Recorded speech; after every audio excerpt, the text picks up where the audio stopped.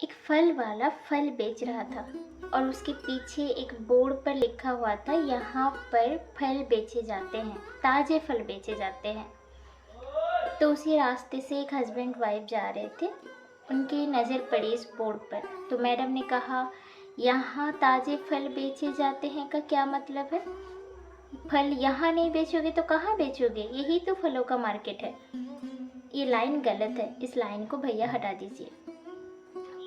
फिर उन्होंने कहा, हाँ बात तो सही है, ये तो फलों का ही मार्केट है। तो उन्होंने क्या किया, उस यहाँ शब्द को हटा के सिर्फ लिखा फल बेचे जाते हैं, ताज़े फल बेचे जाते हैं।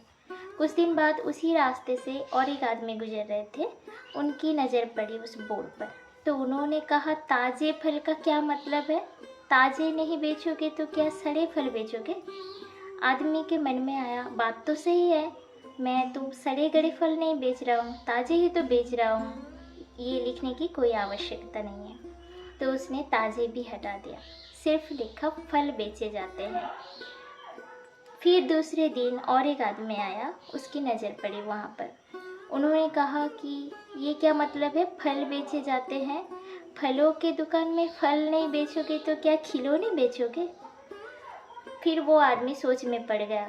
वो आदमी बोला, हाँ बात तो सही है, ये तो फलों का दुकान है तो फल ही तो बेच रहा हूँ, बात तो सही है, ये फल भी हटा देता हूँ। अब लिखा हुआ था बोर्ड में, बेचे जाते हैं।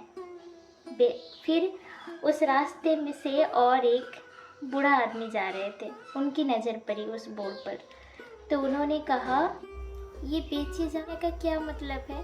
बेचने के लिए ही तो बैठे हो, ये हटा दो, सिर्फ कुछ लिखने की यहाँ पर ज़रूरत नहीं है। फिर वो आदमी सब कुछ वहाँ से मिटा दिया, खाली बोर्ड लगा दिया वहाँ पर।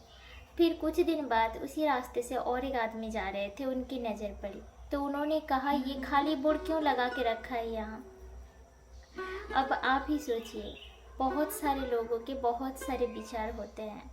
ये कैंसर से भी खतरनाक होता है।